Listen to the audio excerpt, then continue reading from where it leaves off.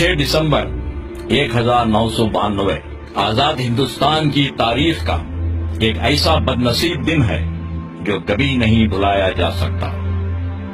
فسطائی طاقتوں نے براہ راست ہمارے دستور کی بنیادوں پر حملہ کر دیا۔ یہ وہی دن ہے جب ہمارے ملک کے سیکولر اقتدار کی نشانی بابری مسجد زمین بوس کر دی گئی۔ تاریخی مسجد کو تحفظ فراہم کرنے میں حکومت کی ناقابلیت یقیناً ایک دھوکہ ہے۔ 20ویں صدی کی شروعات ہی سے بابری مسجد نے اس طرح کے بے شمار دھوکے اور حملوں کو دیکھا ہے۔ بابری مسجد کی تعمیر 1528 میں بابر کی فوج کے ایک جنرل میر بخی نے کی تھی۔ اسی جگہ پر مندر ہونے کے کوئی تاریخی شہادت موجود نہیں ہے۔ 22 دسمبر 1949 کو شرپسند فرقہ پرستوں کے ایک گروہ نے گورکھ ناتھ مٹھ کے سنت دگ وجے ناتھ کی سرپرستی میں مسجد میں داخل ہو گئے اور رام کی مورتی اندر رکھ دی گئی۔ لوگوں کو یقین دلایا گیا کہ رام کی مورتی مسجد میں معجزانہ طور پر ظاہر ہو گئی۔ ایک مقامی افسر کے نائر جو فرقہ وارانہ فسطائی گروہوں سے تعلق کی بنا پر جانا جاتا تھا، مندر سے مورتیوں کو نکالنے سے انکار کرتا تھا۔ اسی وجہ سے سارے فساد شروع ہوئے۔ حکومت نے حکم نامہ جاری کیا کہ مسجد کے دروازوں پر تالا ڈال دیا جائے اور مسجد میں روزانہ 5 وقت کی نمازیں ادا نہ کی جائیں۔ ایک خوبصورت سفید رنگ کی مسجد بے یار و مددگار ایک کھنڈیر میں بدل گئی۔ 1986 بابری مسجد نے ایک اور دھوکے کا نظارہ کیا جب ضلع جج نے حکم صادر کر دیا کہ مسجد کے دروازے وہ پوجا کرنے کے لیے کھول دیے جائیں۔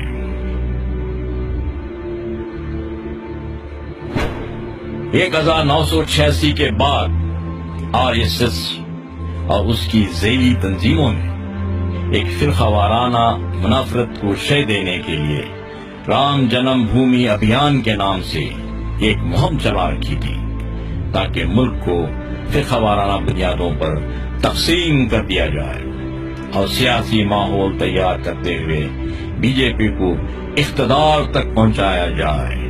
ستمبر 1990 میں B J P leader LK Advani نے ایودھیا تک ایک رتھ یاترا شروع کی، جس کے نتیجے میں ملک کے مختلف مقامات پر سینکڑوں مسلم مخالف فسادات ہوئے۔ بالآخر RSS کے اپنے منصوبے میں اس وقت کامیابی ملی جب 1991 کے دوران بی جے پی اتر پردیش میں کامیاب ہوئی۔ 6 دسمبر 1992 کو VHP، BJP اور RSS کی دیگر ذیلی تنظیموں نے مل کر ایک ریلی نکالی جس میں VHP اور BJP کے کارسیوکوں سمیت لاکھوں کی تعداد میں مسجد کی جگہ پر جنونی طور پر جمع ہو گئے۔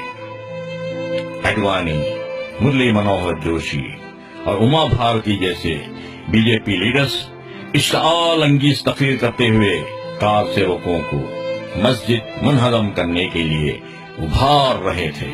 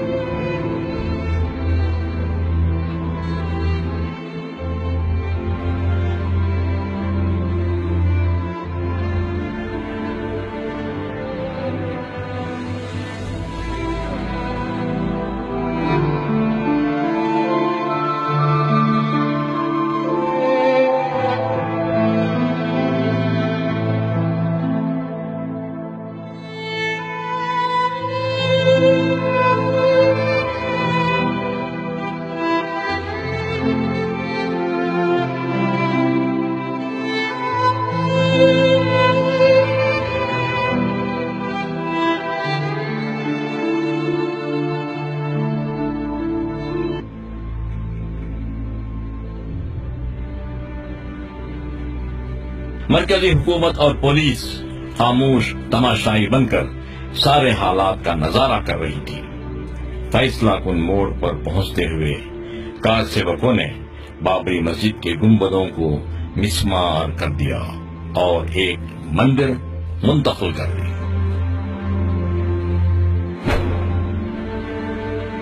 بابری مسجد انہدامی معاملے سے جڑی سازش کی مکمل تحقیق کے لیے مقرر کردہ کمیشن نے اپنی رپورٹ کو 17 سال کے طویل عرصے بعد دیا، مگر کانگریس کی قیادت والی یو پی اے حکومت نے مسجد انہدامی کے مجرموں اور قصورواروں کو سزا دینے میں ٹھیک اسی پست ہمتی اور بزدلی کا مظاہرہ کیا جو 1992 میں کیا تھا۔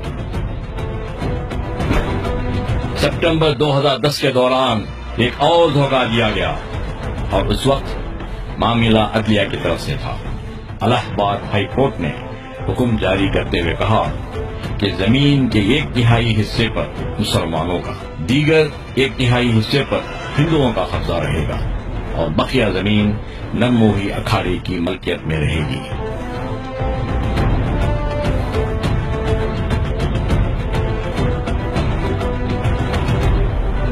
اب معاملہ سپریم کورٹ میں موجود ہے۔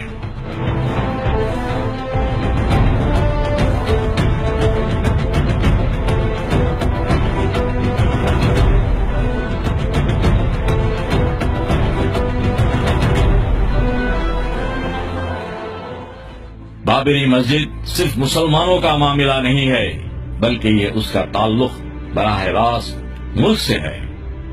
ملک کے ہر ایک شہری سمیت حکومت کا فرض ہے کہ وہ بابری مسجد کو انصاف دلائے۔ فسطائی طاقتوں کی طرف سے یہ کوشش کی جا رہی ہے کہ ہمارے ذہنوں سے بابری مسجد کا تصور ہی نکال دیا جائے۔ آئیے آج ہم ان فرقہ پرست فسطائی طاقتوں کو جواب دیں کہ ہم کبھی بابری مسجد کو نہیں بھول سکتے، کیونکہ ہم خود بابری مسجد ہیں۔